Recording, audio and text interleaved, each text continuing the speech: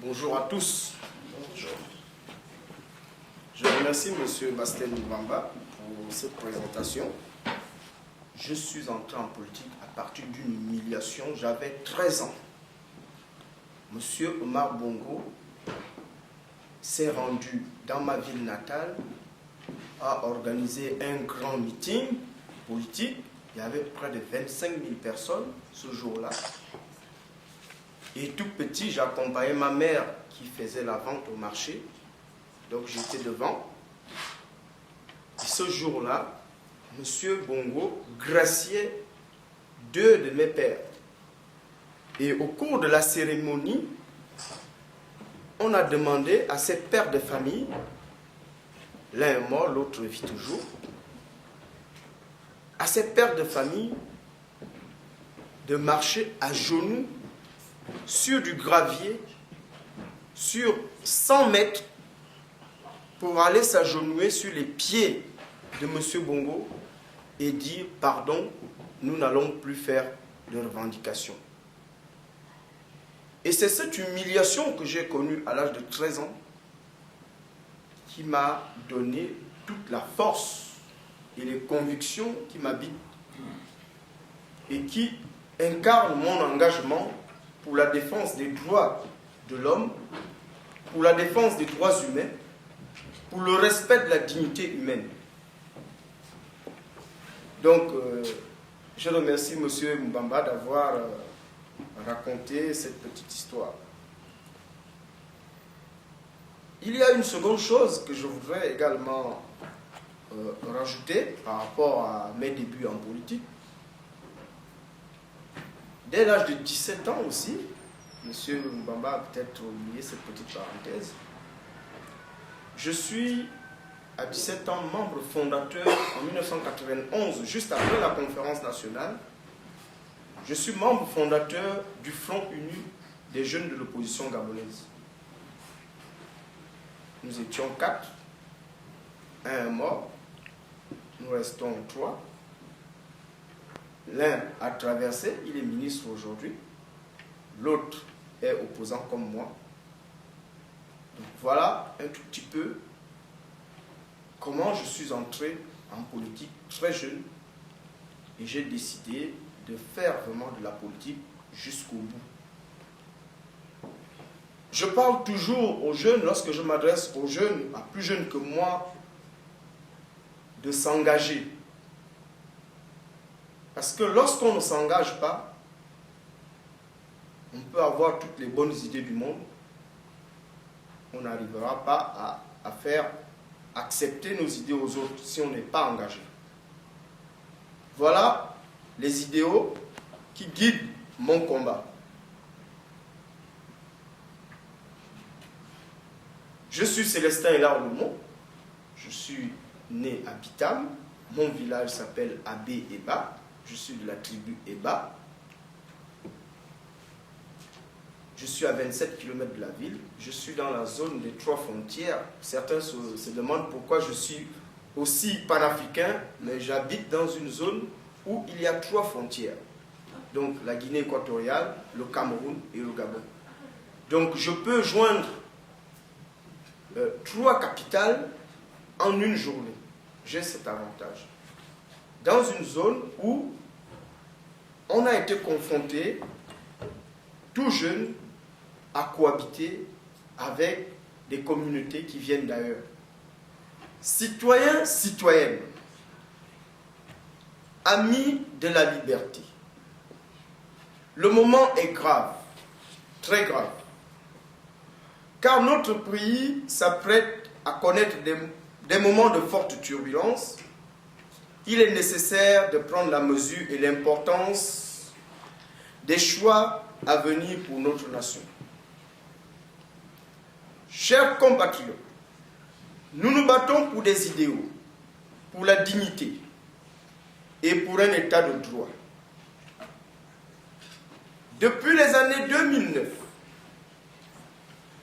nous avons été au cœur de toutes les mobilisations citoyennes afin de proposer les bonnes pratiques car nous pensions que l'opportunité d'agir ensemble pour améliorer les conditions de vie des Gabonais était au cœur de nos préoccupations.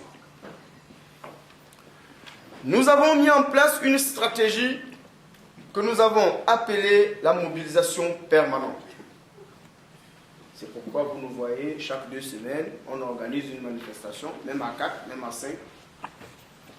Car nous avons compris que seule la mobilisation permanente peut conduire à des résultats pour notre activisme. Nous nous engageons pour l'éducation, la culture, l'environnement, la santé, les droits humains, la bonne gouvernance et la diplomatie. Cela nous a conduits un peu partout. Nous avons été au Gabon, en Afrique, en Asie et en Amérique et l'Europe où nous nous trouvons aujourd'hui.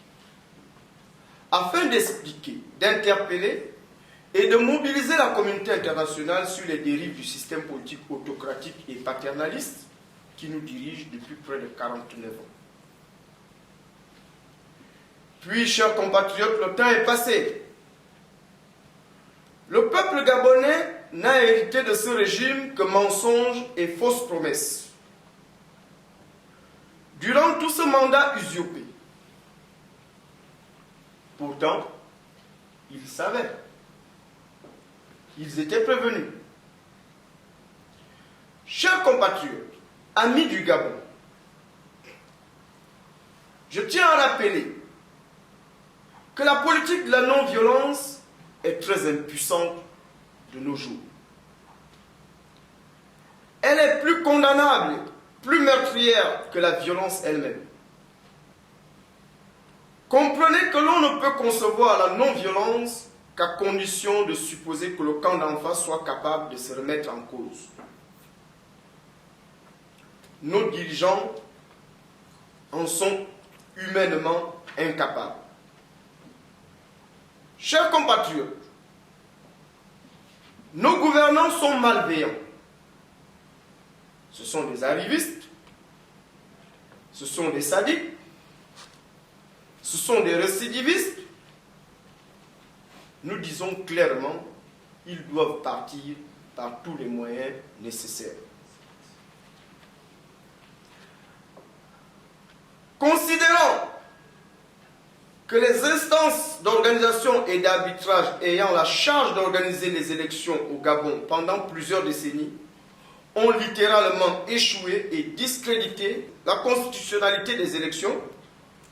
Je voudrais parler ici, pour le cas du Gabon, de la Cour constitutionnelle, de la Sénat, qui est la Commission nationale électorale autonome et permanente, les forces de défense et le ministère de l'Intérieur.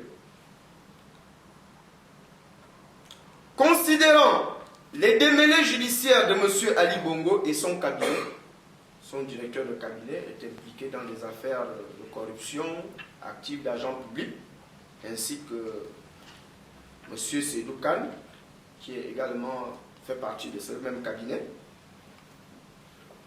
Considérant la plainte contre Gemalto introduite par la société civile gabonaise sur les questions de transparence des opérations d'enrôlement du fichier électoral gabonais. Prenant en compte les déclarations de M. Hollande lors de sa campagne électorale de 2012, prenant en compte les dernières déclarations de M. Manuel Valls sur les antennes de France Télévisions, France 2, qui dit, je cite, « Ali Bongo n'a pas été élu ». Prenant en compte la démarche conduite à Nantes par la diaspora engagée ayant permis d'authentifier une seconde fois l'usage du faux en écriture sur l'acte de naissance de M. Ali Bongo, prenant en compte les résultats de la plainte de Mademoiselle Onaïda Bongo, la sœur d'Ali Bongo, dans l'affaire dite de la succession, le mouvement Gabon Debout, auquel je suis le leader, se remet au peuple gabonais. afin que ce dernier exerce son pouvoir souverain. Issu de la dernière concertation politique nationale, la conférence nationale de 90, qui a permis l'élaboration de la première constitution démocratique gabonaise de juin 91, nous exigeons clairement, dans l'immédiat, que soit organisée au Gabon une concertation politique nationale dont l'objectif sera la mise à plat systématique et définitive des conditions élémentaires d'une élection démocratique au Gabon. Cela signifie clairement une réorganisation des instances d'organisation et d'arbitrage des élections dans le strict respect des normes rationnelles d'équivalence et des valeurs démocratiques, qui doivent prendre en compte la gestion rigoureuse des biens publics, des lois, du respect de la personne humaine et des droits fondamentaux des peuples.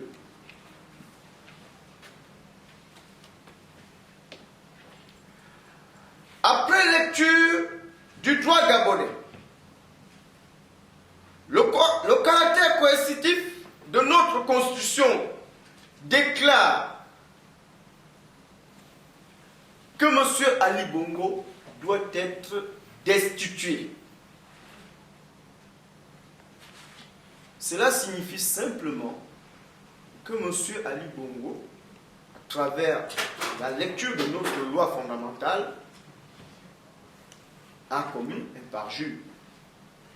Et c'est à partir de l'article 10 qui le condamne. Et c'est pourquoi nous demandons purement et simplement qu'il soit destitué de ses fonctions de président de la République. Mesdames et messieurs, nous proposons l'organisation dans les plus brefs délais d'un référendum constitutionnel. Nous proposons également une réorganisation et un dépouillage complet des pouvoirs patrimoniaux, antidémocratiques et répressifs du système Bongo PDG.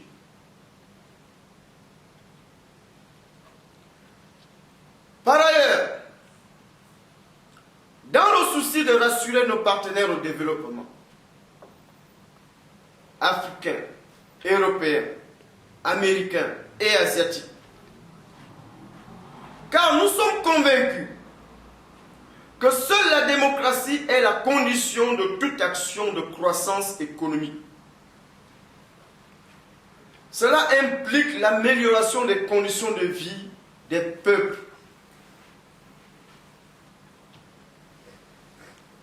Nous nous inscrivons ainsi dans la logique de l'application des principes démocratiques et de bonne gouvernance.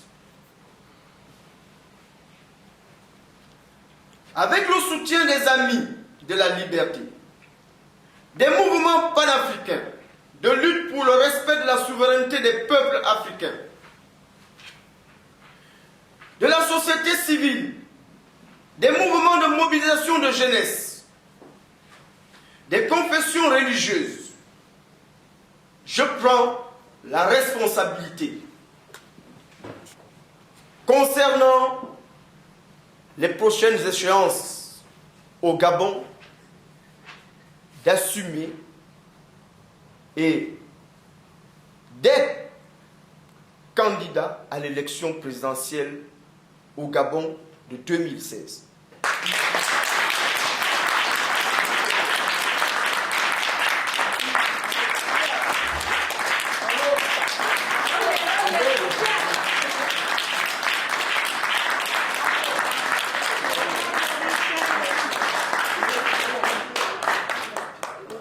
Cette candidature s'inscrit dans une logique claire que nous avons définie.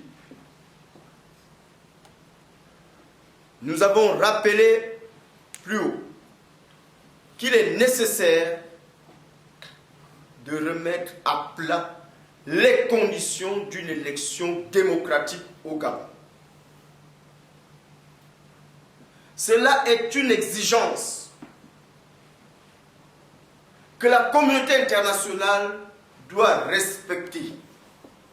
La communauté internationale doit accompagner le peuple gabonais à avoir des élections démocratiques. Nous ne voulons plus revivre 2009. Nous ne pouvons plus accepter que la France, ou les États-Unis, ou la Chine, ou la Russie continuent de soutenir les dictateurs qui s'imposent au pouvoir. Nous assumons nos responsabilités et nous irons jusqu'au bout. N'en déplaise à certains. Pour faire la politique, il faut être acteur. Pour se faire entendre et faire passer ses idées, il faut être engagé. Il faut avoir des convictions. C'est ce qui nous amène aujourd'hui à dire au peuple du monde, à la communauté internationale, à nos amis, que nous allons aux élections. Nous allons aux élections pour défendre les valeurs humaines, pour défendre la dignité du peuple gabonais. Ça fait 50 ans qu'une même famille dirige le Gabon. Cela doit cesser. Je disais, lors de nos précédents rassemblements, que le Gabon va se libérer cette année 2016. Le Gabon va se libérer parce que des hommes ont pris la mesure du danger que court notre peuple. Et nous avons besoin de vous, de toutes les énergies, pour nous accompagner dans cette lourde mission. Nous savons très bien ce que le régime est capable de faire. La capacité de nuisance de ce régime est connue de tous. Nous savons qu'à partir de l'instant où nous avons fait cette déclaration, les problèmes vont commencer lorsqu'on sortira à la rue. Mais je tiens à rappeler aux uns et aux autres, nous irons jusqu'au bout. Nous irons jusqu'à la destitution d'Ali Bongo. Nous irons jusqu'à chasser Ali Bongo. Et quand je dis Ali Bongo, c'est Ali Bongo et tout le système Bongo PDG.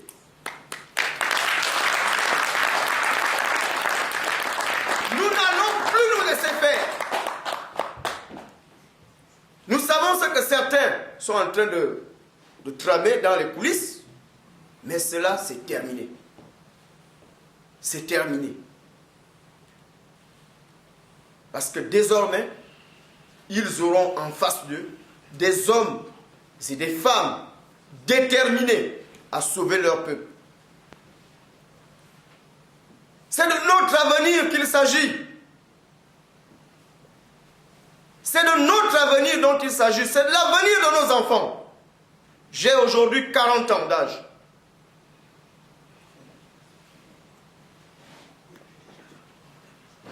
Et le PDG a 50 ans d'âge.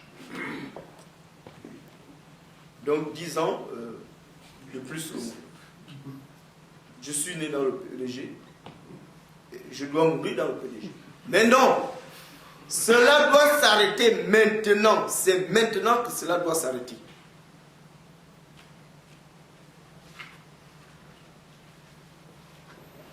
Nous allons essayer de débattre avec vous. Pour ceux qui souhaitent poser des questions, je ne voudrais pas être très long. Nous avons passé 8 années. Il faut rappeler aussi aux uns et aux autres, parce que certains se sont réveillés pour faire la politique en 2014, 2015. Aujourd'hui, ils se croient plus opposants que d'autres, meilleurs opposants que d'autres. Mais nous disons clairement, et cela sera notre démarche, il faut redonner la dignité au peuple gabonais. Il faut faire respecter l'état de droit au Gabon.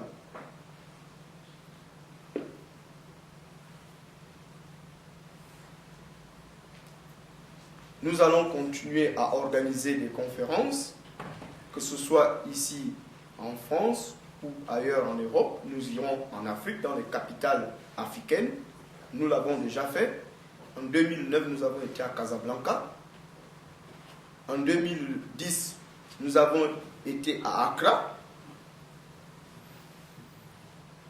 En 2008, nous étions en Afrique du Sud, à Bloemfontein. Nous avons mené des meetings parce qu'il y en a certains qui ne le savent pas. Notre combat n'a pas démarré avec Ali. Nous avons combattu le père. Et nous continuons parce que le système Bongo PDG, c'est 49 ans. Ce n'est pas 7 ans. C'est 49 ans, il faut le déraciner. Nous disons clairement, et là, c'est un avertissement que je lance à qui veut l'entendre. Nous n'allons pas changer un dictateur pour le remplacer par un autre dictateur. Cela est inacceptable. Nous voulons changer notre pays et nous allons changer notre pays. Je vous remercie.